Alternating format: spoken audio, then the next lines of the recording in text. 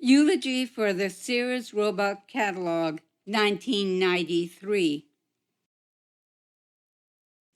The year FDR died, we lived on small allotments in my father's town.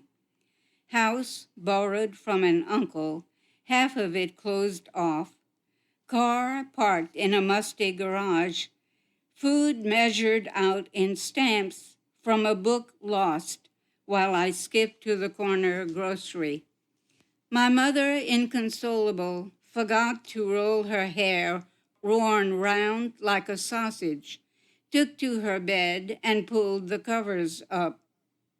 "See what you did?" my father rasped, shaving blocked ice, splinters stinging my arms and face as I stood close, already tasting sherbet. The invalid recovered, wore a green chenille robe, ordered Christmas gifts from Sears-Roebuck. I prowled through closets, poked in chiffonier drawers, found, finally, the bracelet with gold hearts, hidden there for me. Later, we moved to my mother's town, lived in her inherited house, ate Borden's ice cream from cups with tiny wooden spoons, wore voile and dotted Swiss dresses, walked to the graveyard and cleaned family tombs, placing flowers under markers with names like Ursule, Solange, Clarisse.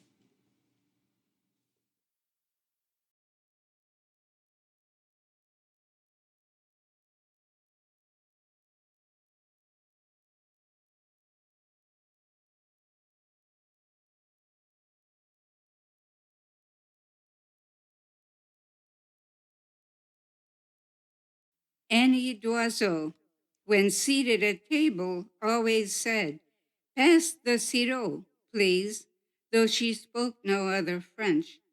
She painted clusters of grapes on porcelain saucers and had 11 children.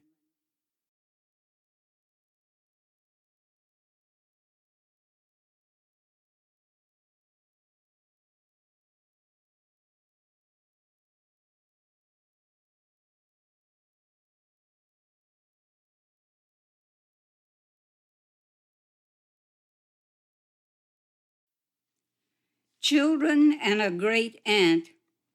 We called her Tante Amante. We never knew who he was or why she married him. And by the time I knew her, she had lost her hair, wore a red wig, always askew, as though she had no time for such things. He died, leaving her a farm with animals in the middle of town.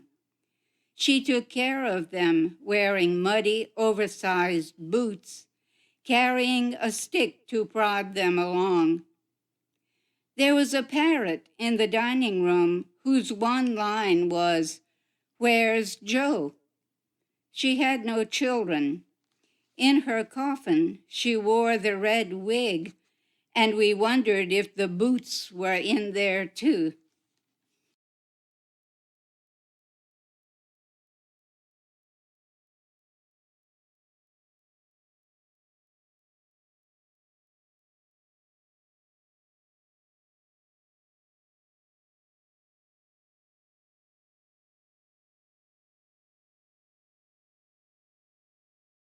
Clair obscur. In the dream, the room is dark, but for a candle in the corner. Its light makes the table and chairs dance to a strange cadence. The woman slips in, looks for, I think, me.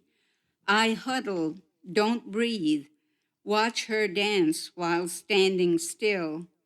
She turns and leaves, but knows I'm there in the dark.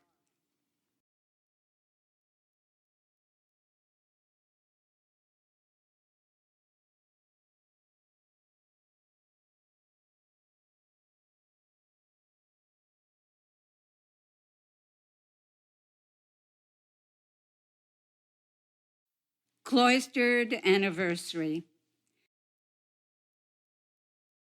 The chapel, brightly lit with its mosaic Christ above the altar, is cheerful.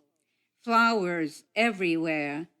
As Mass begins, voices behind iron grillwork sing, Veni Creator Amor Mi, reminding me of the not-so-flawless chanting of our childhood, when you ripped seams on a white blouse, hunched over notes at the organ, while I tapped my foot, pulled tones from a stretched throat.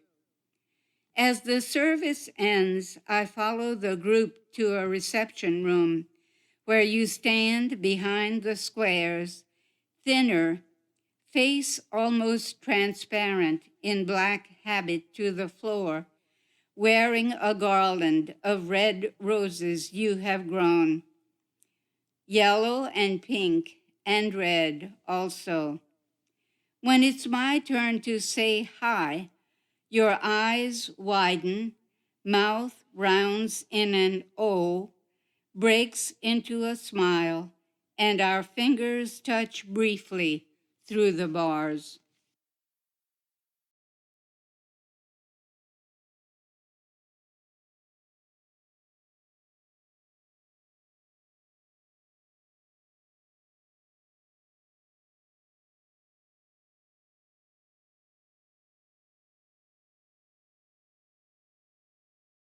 En famille. I can see her still, the old lady, as she sat drumming her fingers on the arms of the chair, the ruby-centered lavalier quivering on her crinkled crepe neck. Her eagle eyes covered me as she spoke. Et toi, you who, you? I told her whose child I was, fear dripping down me, sharp and cold. She listened, still drumming. Buggity rum tum tum, buggity rum tum tum, as though listening to her life through her brittle fingernails.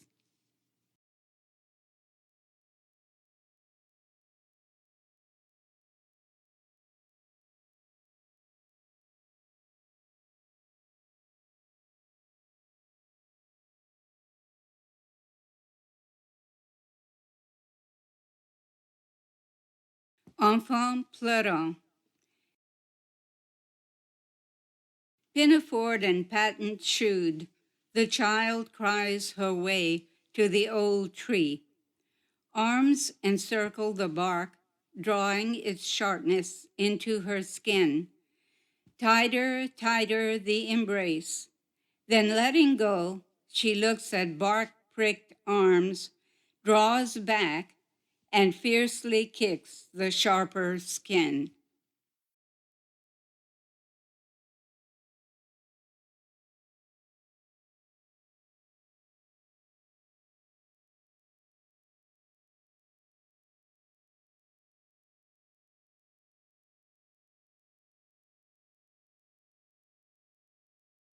From the preface of Zola's La Terre.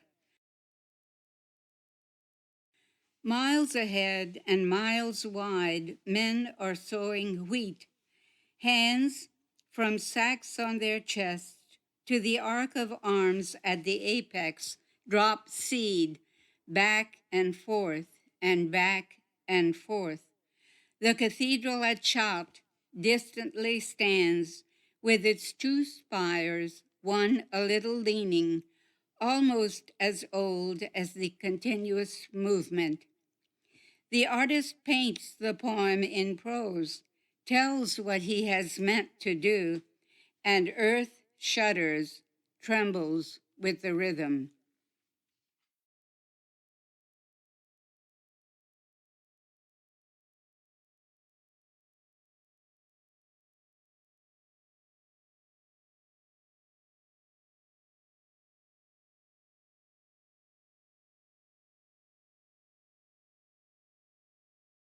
Heritage. The grocery store is painted green, always has been, And if we go in needing buttons, we dig in boxes behind the counter. With patience, we find them, mother of pearl for 25 cents a card. The owner asks if there's anything else. Next door is the tavern, with its marbled bar along one wall, where the men gather on Saturday afternoon to play cards, and even the priest stops by once a week for his pitcher of beer to take home. The bartender tells us, "Come back again, cher." Across the street is the church, and as we go into the confessional, kneel on the prayer bench and begin, "Bless me, Father, for I have sinned," by now a bit tired, Monsignor responds, "And what else?"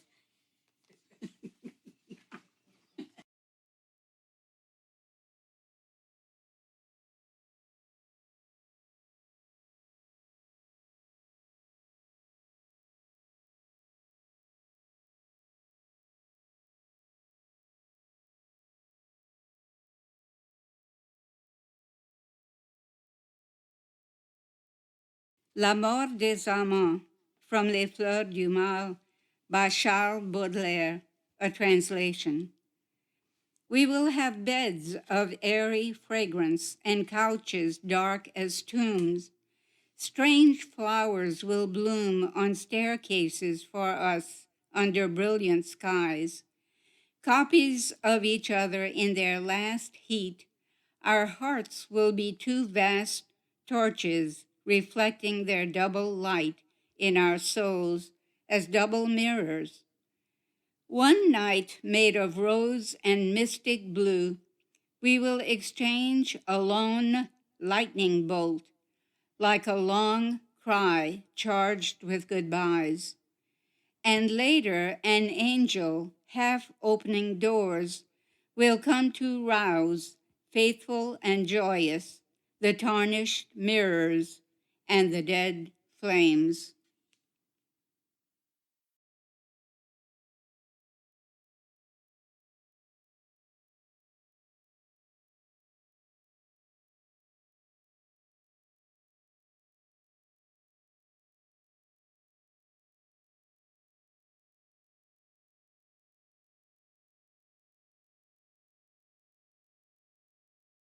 Lait, à la manière de Marie de France.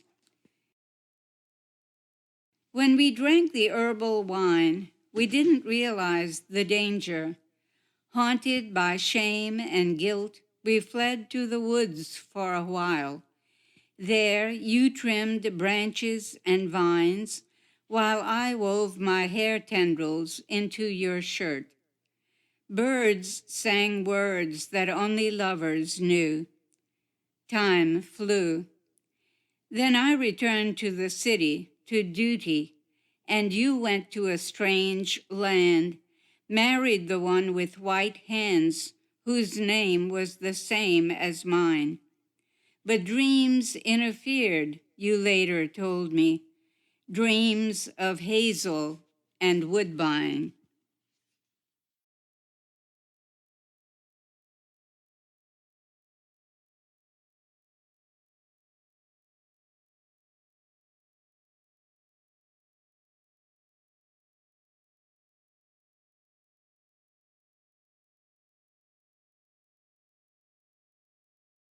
Monet.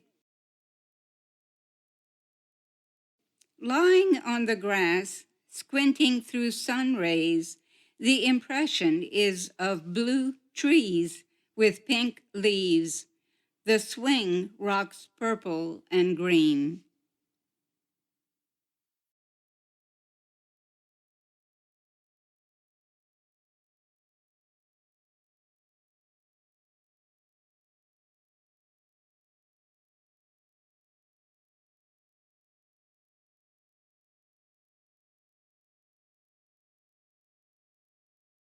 Raku firing.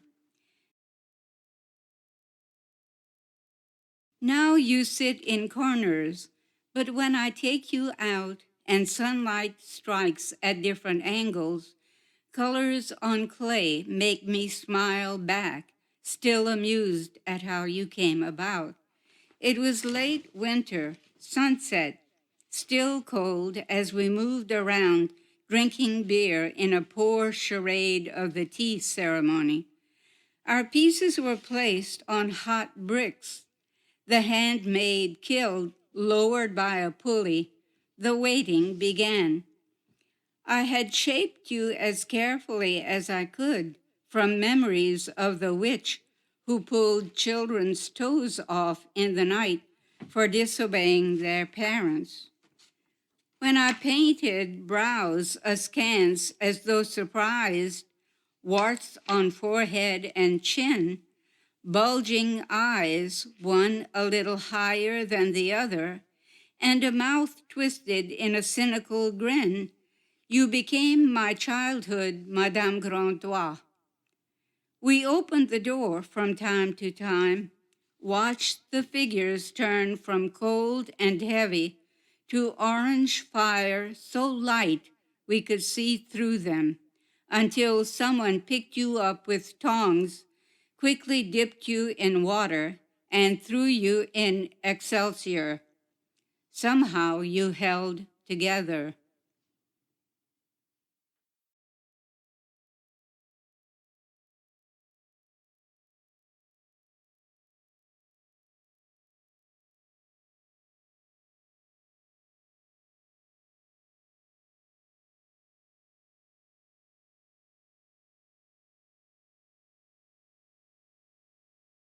Remember the time when your father gave from his palm clinking change, and you felt rewarded or even loved for being his, and you tried to walk like him, talk like him, be him. Now the cupped hand is too small to stand in, makes no silver music. Paper bills have no weight, make no sound as you try to separate from blood, bones, breath. You accept the distance as he hits his head on the car window, saying goodbye.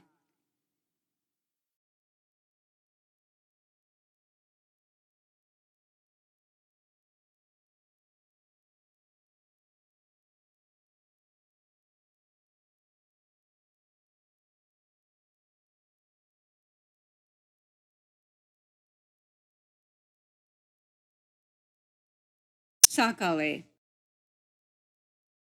She sits and eats courbillon, savors bits of fish as they slide down her throat, thinks of Henry James, whose people are too refined for meals. Baked snapper had been intended. The party had left at dawn last week, driven 40 miles, then more by boat in the Gulf to find them. Rods with several hooks had allowed for pulling in 3 or 4 at a time. Bruises in her armpits still remind of resented fragility. But today, perch seemed easier to fix, ladled on rice when done. As a door slams suddenly, she swallows, startled. A bone lodges. She drinks water, eats bread, finally calls a doctor who says to come to his office. On the way, she thinks of the Monet print not yet found, the scent of ginger lilies, garbage to be put out on Tuesday. Spine against the wall now, she holds her breath. The curved tool probes its way down, finds its catch.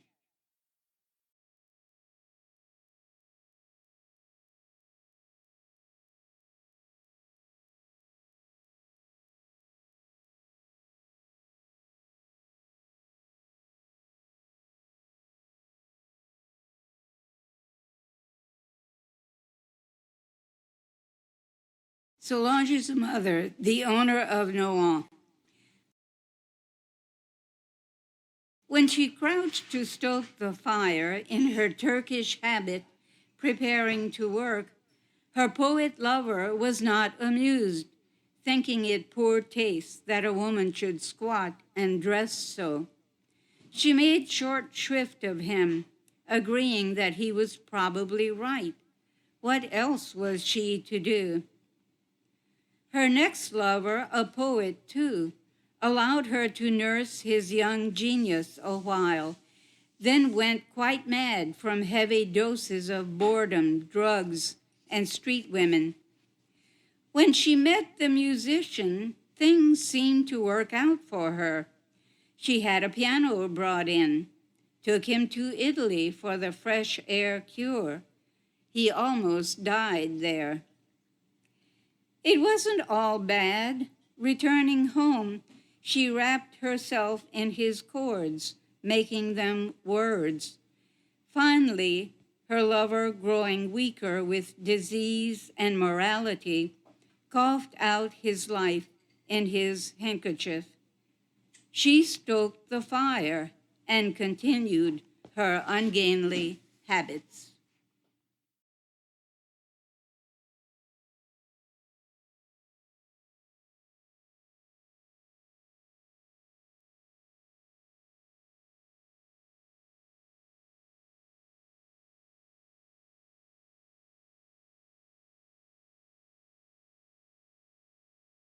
The dance. When we were children, the silver lame cloak was magic, and Fay and I, taking turns, whirled and twirled under the influence.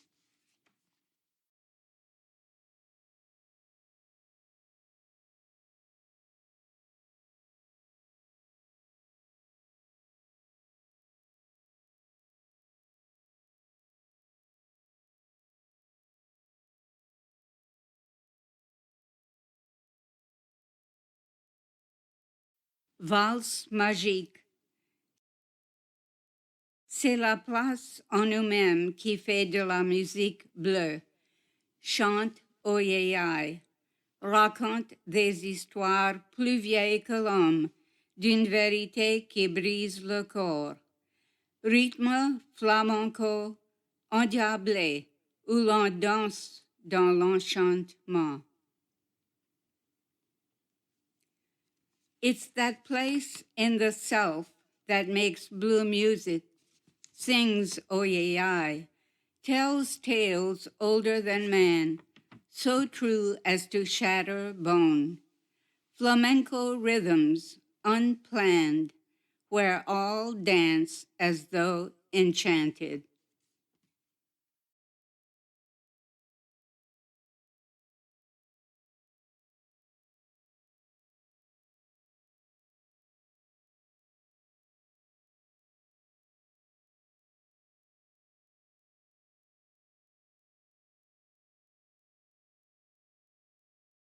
A little out of sync.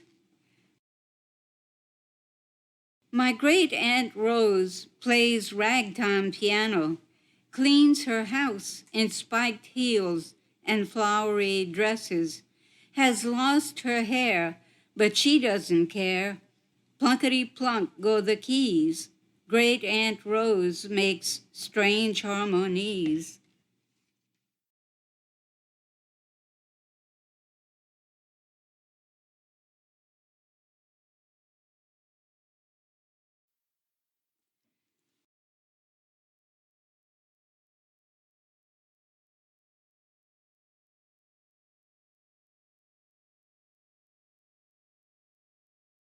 The poem is called Adieu, and I'll start off by saying that it came about when I was working at the university.